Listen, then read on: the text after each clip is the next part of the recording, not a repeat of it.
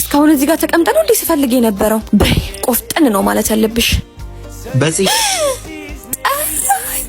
yes በይ ቆፍጠን ኮስተር።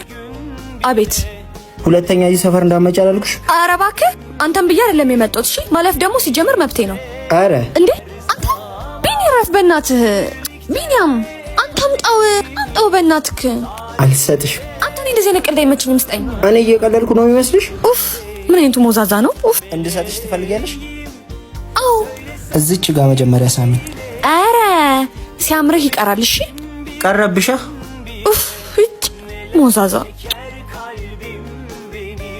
ምን አይነቱ ነው? ኡፍ ቆይ እኔማ ባልሰራለህ። አቺ እሳይ ድንጋይ ራስ አገኘሁት። ይቺ እብድ